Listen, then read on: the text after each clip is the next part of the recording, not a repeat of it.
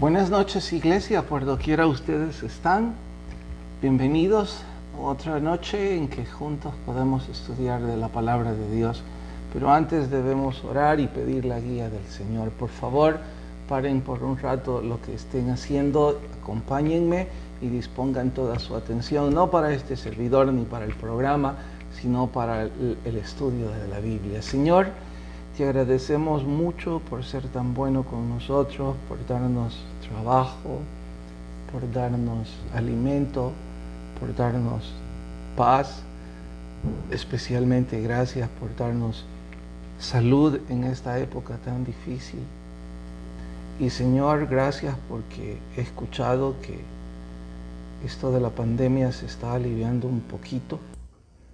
Te ruego que conforme los días van sumándose, también ese alivio vaya siendo mayor y que pronto podamos volver, si no a una normalidad, a una nueva normalidad que nos permita volver a compartir el Evangelio, sino como antes lo hicimos, con mayor pasión. Te rogamos, buen Dios, que mientras estudiamos tu palabra esta noche, tu Espíritu Santo nos ilumine, nos inspire y nos guíe. Que uses a este inútil predicador como un instrumento en donde todos podríamos cobijarnos para estudiar tu palabra. Gracias en Cristo Jesús, nuestro Señor y Dios. Amén. Bueno, antes de comenzar a responder, perdón, ¿cuántos hay conectados, Jenny? 39. Ok, suficientes para pedirles vuestra ayuda.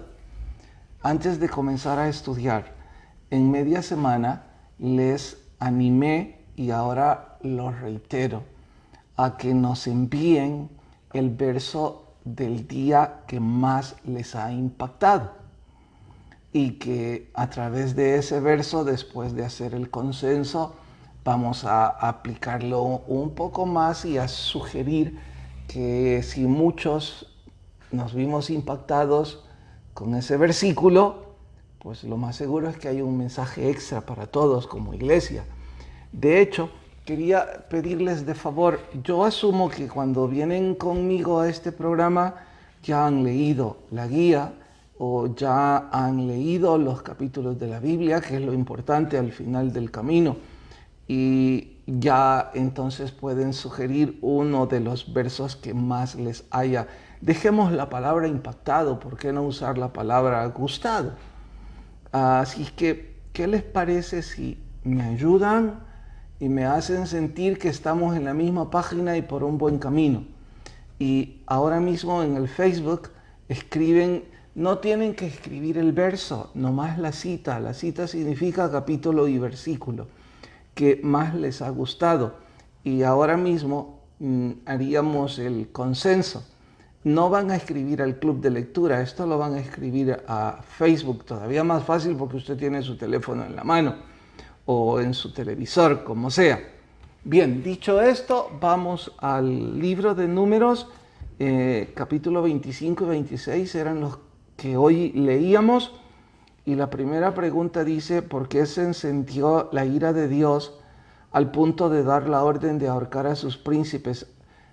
Temo que alguien puede decir, ¿por qué se encendió la ira de Dios de forma tan severa?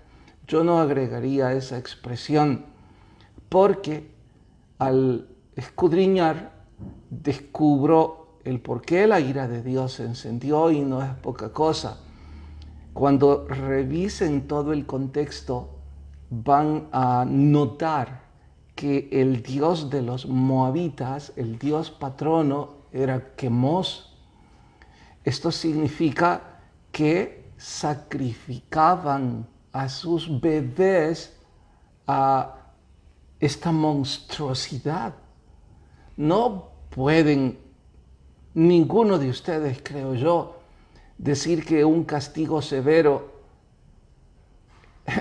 no merece ser severo. Y estoy jugando con las palabras, claro está, con algo tan atroz como poner a un bebé en las brasas de una hornilla. Eso es para monstruos. No diría animales, los animales no hacen eso con sus crías. Balaam quiso maldecir, no quiso maldecir en forma directa al pueblo, pero sí lo hizo en forma indirecta, dando la estrategia a Balac, cómo seducirlos para que finalmente cayeran. Y era precisamente con sus mujeres.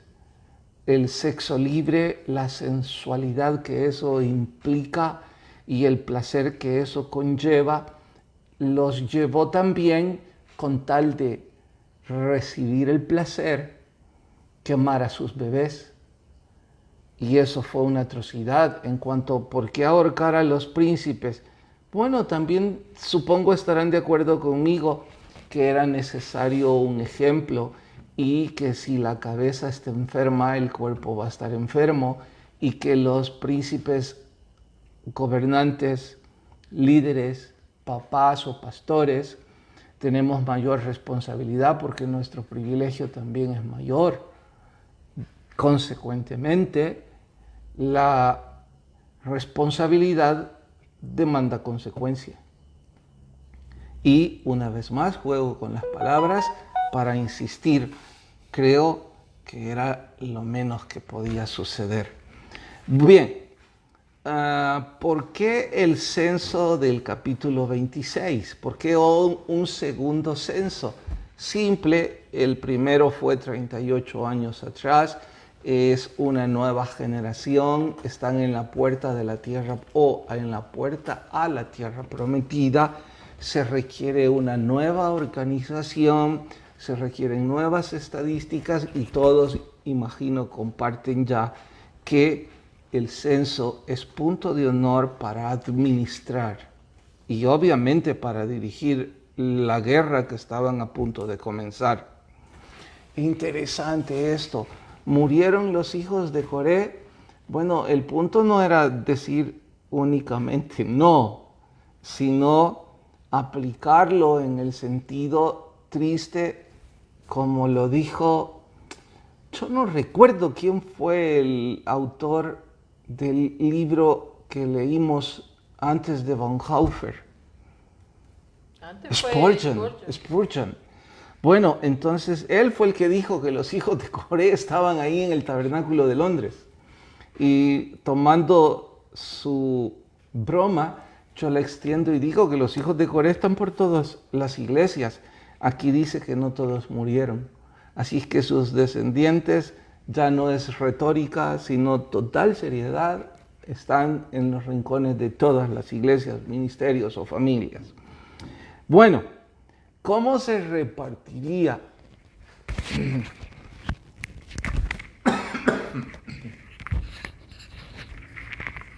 No, disculpen. De nuevo mi garganta quejándose. ¿Cómo se repartiría la tierra? El principio general de la herencia es que las tribus más grandes recibirían mayor extensión. Las tribus más pequeñas, menor extensión de tierra. Pero aún hay otros patrones ahí. Yo resumiría la respuesta diciendo que con ecuanimidad y con justicia, así sería repartida la tierra. No estoy seguro si esta historia está en Éxodo o en Josué, pero cuando empezó a repartirse la tierra, siempre llevo eso en mente. Caleb, él no quiso, él tuvo el privilegio de elegir lo mejor. Él tuvo el privilegio de elegir lo más grande también, pero prefirió las montañas, porque era una tierra más escabrosa y más difícil de conquistar, obviamente por sus apriscos, por su altura, por las inclemencias del tiempo, la volvía más difícil que un valle y probablemente no la más fértil. Y a eso súmele lo difícil de encontrar agua si no encuentran un nacimiento. Pero él dijo que se le entregara lo más difícil y que aunque ya estaba viejo en edad, le sobraban fuerzas para conquistar lo más difícil. Y no fue pretensión, no fue querer sentirse más que otros, fue su sentimiento de solidaridad, de ecuanimidad, de justicia, diciendo, bueno, los míos y yo estamos más preparados para la guerra y para enfrentar a los pueblos más difíciles. Así que las tribus más débiles pueden tomar lo más débil. Siempre nuestro Señor haciendo eco a la justicia y a la ecuanimidad en la administración. Por supuesto que también es un principio que podemos aplicar nosotros, en donde los más fuertes deberían siempre preocuparse por los más débiles y ayudarles. Sabemos que vivimos una sociedad que hace lo contrario, absolutamente lo opuesto, porque en lugar de ayudar al más débil, lo pisotea y lo humilla.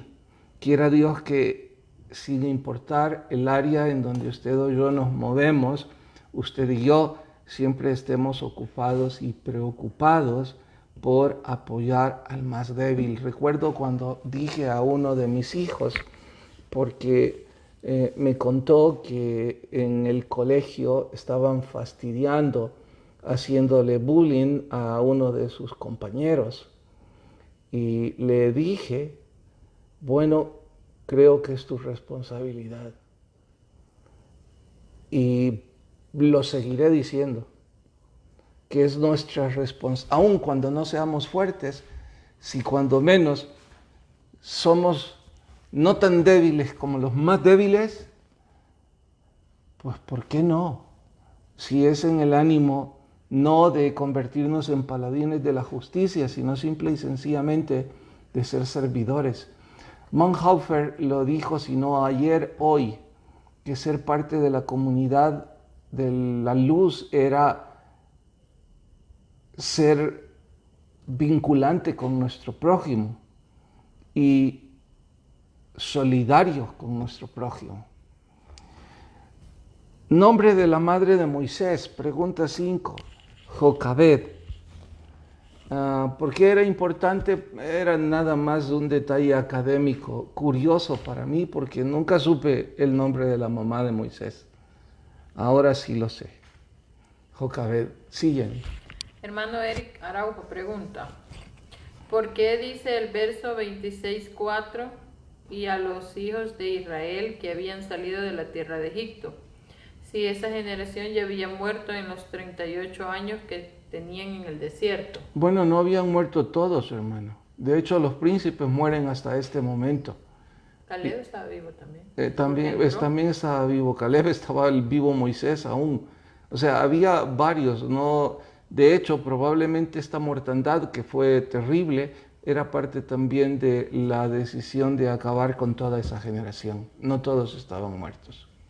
Y el tío Carmelo pregunta, ¿podría explicar por qué en número 26:55 dice que la tierra será repartida por suerte? Es que los hebreos durante mucho tiempo consideraron a la suerte la voluntad de Dios, pero no en el sentido que nosotros usamos la suerte. Aunque finalmente cualquiera dirá, pues es casi lo mismo. Sí, siempre y cuando el sentimiento, voy a explicarlo. Los sacerdotes llevaban en su pectoral era parte de su vestimenta, unas piedrecitas que se llamaban Urim y Tumim. Estas piedrecitas fungían casi como un par de dados, casi como eso. Y ellos las arrojaban, pero no poniendo su fe y su confianza en su buena o mala suerte, sino en su tiempo de oración, en su fe y en su confianza con Dios. Entonces, cuando ellos arrojaban esas piedrecitas, el sacerdote, porque de hecho las piedras no eran manipulables para todos, entonces consideraban que la respuesta de esas piedrecitas era la voluntad del Señor. Y a eso también se le puede llamar suertes, y ese es el vocablo que se está ocupando aquí. Ahora, me dirá, bueno, eso es lo mismo que los dados. No, los dados los ocupa cualquiera, no solo el sumo sacerdote. Los dados tienen como propósito poner nuestra confianza en nuestra mala o buena fortuna, no en la voluntad del Señor. Esto funcionaba únicamente en aquellos casos en donde la voluntad del Señor no era explícita. Y en honor a ello es que usaban el método, como usaban también el método, vimos antes, del agua amarga, creo que se llamó, el de las mujeres infieles, o como podían también ocupar, buscar al sacerdote y esperar que Dios le hablara al sacerdote. En este caso no era el sacerdote, sino que era Moisés, y que Dios le hablara a Moisés y entonces llevara la respuesta. O los que están leyendo Números buscaban al profeta Balaam. Balaam respondía, déjenme preguntarle al Señor. Entonces el Señor les respondía. Así es que la fe de estos no estaba puesta ni en las piedrecitas ni en la confianza de mi buena o mala fortuna, sino en la fe que habían puesto en el Señor y en el método de usarlas. De ahí que dice que por suertes, pero la suerte ya está dada, ya está echada. ¿Por qué? Porque los patrones ya fueron dados. Al mayor, mayor extensión; al más débil, pues deben cuidarle y no dejarle al lado de la frontera, y otro montón de detalles más. Bien, espero haber ayudado a los que preguntaron con eso. Vamos al libro de Salmos. Pero antes, Jenny, ¿algunos enviaron el texto? Sí. Varios. ¿Ya hiciste el censo? Que todos enviaron uno diferente. ¿Ninguno coincidió? ¿Ni siquiera dos? No. Números 24. No me digas los versos. ¿Ninguno coincidió? No. ¿Ninguno se repitió? No. Y veo que has escrito como 10. Son 6. Bueno, entonces voy a seguir esperando hasta que uno coincida para poder decir que ese es el verso que hoy vamos a utilizar. Pero por favor. Pero es que creo que se han confundido. ¿Con qué? Porque han puesto números 24, 22, 25. Entonces querés solo de este día, de los capítulos de este día. Sí, solo de la lectura. Ahí es donde están confundidos. O sea, le gustó uno del que vieron ayer. No, necesitamos nada más el versículo que más les ha gustado de la lectura de hoy. Es decir, sí, por eso hay un montón diferente. Del capítulo 25 y 26 o de Números, o del capítulo 35 y 36 de Salmos. Nada más ese rango para hoy. Entonces voy a esperar otro ratito más, que tiene que ser un ratito, bien ratito, porque ya no nos queda mucho tiempo. Así que por favor, colabórennos y envíen el versículo que más les haya gustado. Voy al libro de los Salmos. ¿En qué momento de su historia David debió escribir este Salmo 35? No está literalmente escrito el detalle de en qué momento, solo está la conjetura de lo escrito. Y todo apunta a que es cuando Saúl lo estaba persiguiendo. Y si me dicen, ¿cuál conjetura? ¿De dónde la saca? Bueno, van a descubrir que en 2 o 3 ocasiones en su poesía, David dice que no ha hecho nada. No es que está como un fariseo autojustificándose, sino que recuerden, en realidad estaban persiguiendo a David acusándolo de rebelión, de querer conspirar contra el trono y de querer usurpar el trono de Saúl. Y todos sabemos en la historia lo terriblemente falso que eso era. Entonces, por ello David dice que no ha hecho nada. Claro que la importancia de este y de otros muchos salmos como este que David escribió en ese contexto es que en no pocas veces nosotros vamos a recibir algún tipo de injuria, calumnia o persecución por causa del Evangelio, o por causa injusta, es decir, no hizo nada. Cito el ejemplo de aquella señora que llegó a la oficina desconsolada y me dijo: pastor, me están acusando de tener mala reputación en la empresa y todo se debe a que yo oro antes de comer, todo se debe a que el subjefe ha intentado 3 o 5 veces acosarme, lo ha hecho, y siempre mi respuesta es espiritual. Y ahora me están acusando de que mi reputación, y ella dijo muy preocupada: si esto llega a oídos de mi esposo, mi matrimonio se va a destruir, pero lo que es peor, mi dignidad, yo me siento desmoronada, no sé si decirle a mi esposo o no. Bueno, casos como ese, estos salmos son tan grande edificación porque los podemos recitar precisamente implorando que esta misma protección llegue a nuestras vidas. Puse eso como un pequeño ejemplo. La actitud de David ante la adversidad de su compañero ahora hace eco de que la mayor parte de personas se alegran en la angustia de su adversario. David se angustiaba y se angustió cuando Saúl murió. Le compuso un salmo. Estuvo muy triste. Y esto habla de que el hombre que quiere amigos, ha de mostrarse amigo. Ahora sí hay algunos versos. Sí, pero ninguno. ¿Todavía siguen sin coincidir? Bueno, pues sigo toda la noche hasta que coincidan con alguno. La guía de Bonhoeffer, página de la 90 a la 92. ¿Por qué razón la concupiscencia es incredulidad? Es incredulidad porque cuando nosotros apelamos a encontrar placer en la concupiscencia, significa que no creemos que Dios puede darnos placer en lo que es correctamente diseñado. Significa que si hombre o mujer quiere encontrar el placer en quien no es su esposa o su esposo, es porque no cree que bebiendo de su misma cisterna va a encontrar el placer.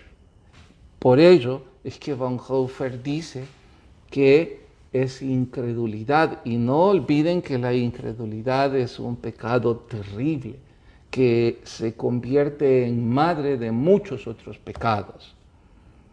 Las alegrías de la concupiscencia son menores a sus inconvenientes. Por supuesto que sí. Imaginen, si el ejemplo sigue siendo el placer sexual, ¿cuánto podría durar un orgasmo? ¿Segundos? ¿Cuánto puede durar el dolor de perder su hogar? Toda la vida. Entonces, ¿valía la pena la alegría de esa concupiscencia al compararlo con el inconveniente de un probable divorcio? Hijos sufriendo y otras 30 razones más y problemas legales. Creo que todos estarán de acuerdo con Bonhoeffer que absolutamente no, desde luego. Ahora sí, ¿coincidió alguno? Salmo 35, 18. ¿Qué dice? Dice: te confesaré en grande congregación, te alabaré entre numeroso pueblo. Listo, gracias por compartir eso, y de hecho ese va a ser el versículo. Hasta ahí quédate. Y ese va a ser el que vamos a utilizar como verso para el siguiente día. Como mañana es sábado, no, desde luego, pero el domingo. Y vaya que es un verso hermoso para hablar de la coinonía en la casa del Señor, porque de eso habla. Y en eso debemos meditar. Repetilo, por favor. Te confesaré en grande congregación, te alabaré entre numeroso pueblo. Y por favor, hagamos eso todos los días. Envíennos el texto que más les gusta. Espero que pasen una feliz noche. Mañana en Icon, el domingo, cualesquiera de los cultos, pero ya no me detengo en les espero en los cultos. Sirvamos al Señor. ¿Para qué sirve? ¿Qué pasa? La pulsera. No, ¿para qué sirve? ¿Qué hiciste en la mía? Dame esa. ¿Para qué sirve la sal si ya no sazona? Para nada. ¿Para qué sirve la luz si ya no ilumina? Así es que tenemos que decir a todos, debemos volver a servir. Les voy a contar el domingo el testimonio de lo que sucedió en la misión El Limón. Más que gratificante podernos involucrar y con humildad intentar servir ahí. También las fotos de lo que mañana va a ser en... ¿Dónde? Sé que Chitoto, mi hermano Fabricio me dijo San que Juan. iban a ir a... El puerto San al Juan. puerto San Juan en Suchitoto y que llevaban un evento. Seamos luz, sirvan al Señor, volvamos a nuestro llamado, volvamos a nuestro primer amor. El que tenga oídos, oiga lo que el Espíritu dice a las iglesias. Buenas noches.